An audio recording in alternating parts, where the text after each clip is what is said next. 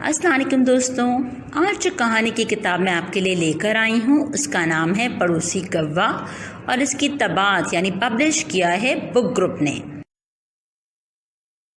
पड़ोसी कौवा। एक थी मैना और एक था कौवा। मैना के दो प्यारे प्यारे बच्चे थे, टीनू और मीनू। मैना और कौवा पड़ोसी थे।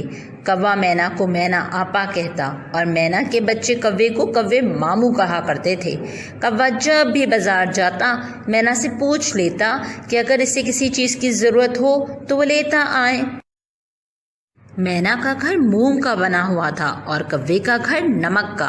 मैना जब भी कोई अच्छी चीज़ पकाती कौवे के लिए भी बच्चों के हाथ भिजवा देती। बच्चों से कहती कि पड़ोसियों का ख्याल रखना चाहिए। टीनू और मीनू भी खुशी खुशी फुर से उड़कर जाते और कौवे मामू को खाने की चीज़ें दे आते। कौवा काएं काएं करता और मज़े में चट कर जाता। कभी कभी कौवा खा पीकर बच्चों को कोई छोटा सा तोहफा दे देता।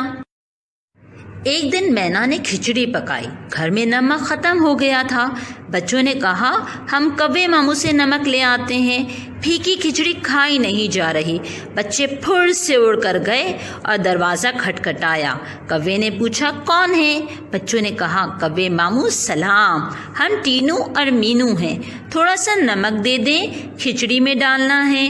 कौवा ना जाने क्यों गुस्से में था, बहुत झुंझलाया, काएं काएं काएं, भागो यहाँ से। क्या मैं तुम्हारी खिचड़ी के लिए अपना घर तोड़ दूँ?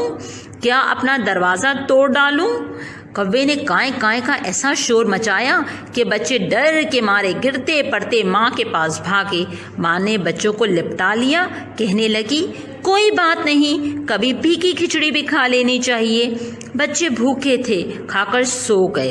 इसी रात खूब बारिश हुई। कौवे का घर नमक का था, बह गया। कौवे को बहुत सर्दी लगी। मुश्किल से उड़कर मैना के घर आया। दरवाज़ा खटखटाया। मैना ने कहा कौन है? मैना आपा आदाब, मैं आपका भाई कौवा हूँ। मैना ने पूछा क्या बात है? कहने लगा मैना आपा थोड़ी सी जगह दे दें, मैं सर्दी में मर जाऊँगा, मेरा घर बह गया है। मैना थी बहुत रहमदिल। इसने दरवाज़ा खोला और कहने लगी जाओ चूल्हे के पास सो जाओ। कौवे ने कहा मैं जल जल मरूंगा मैना आपा।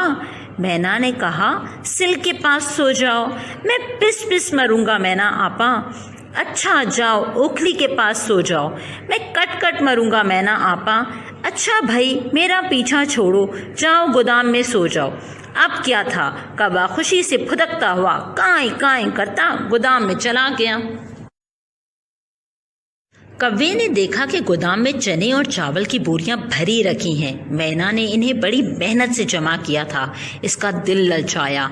कौवे ने अंदर से कुंडी बंद कर ली और बोरी में से एक चना अपनी चोंच से निकाला और कुट्टम से इसको काटा। कट्टम की आवाज़ सुनकर मैना ने पूछा क्या खा रहे हो मियाँ कौवे? कौवे ने कहा अपने भाई की मंगनी की मिस्री खा रहा हूँ। थोड़ी देर बाद फिर वही आवाज़ आई। मैना ने दोबारा पूछा क्या खा रहे हो मियाँ कौवे? कौवे ने फिर कहा अपने भाई की मंगनी की छालियाँ खा रहा हूँ। इसी तरह रात गुजर गई। सुबह सवेरे बच्चों को भूख लगी।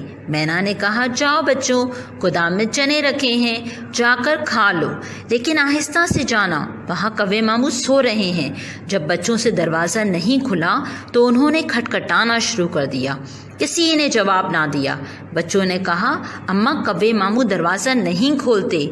मैना ने दरवाज़ा ज़ोर से धक्का देकर खोला। गोदाम में हर तरफ गंदगी थी। चनों का थैला खाली था। कौवा पेट पकड़े ज़मीन पर पड़ा हाय हाय कर रहा था। बच्चे और मैना परेशान हो गए और डॉक्टर तोता को बुला लाए, जिसका दवाखाना 2-4 दरख्त छोड़कर ही था। डॉक्टर तोता ने कौवे को देखा तो फौरन समझ गया कि इसको क्या तकलीफ़ है। इसने कड़वी सी दवा निकाली और कौवे के मुंह में डाल दी। कुछ वक्त गुजर गया लेकिन कौवे की हालत ठीक ना हुई। तब डॉक्टर तोता ने एक बड़ा सा इंजेक्शन निकाला और कौवे की तरफ बढ़ा। कौवे ने जब इंजेक्शन की मोटी सी सुई देखी तो दर्द भूल भाल कर भाग खड़ा हुआ।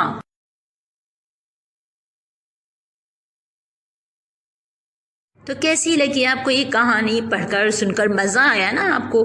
हम इसी तरह अगले हफ्ते एक मज़ेदार कहानी आपके सामने दोबारा लेकर आएंगे। अपना ख्याल रखिएगा। अल्लाह हाफिज़।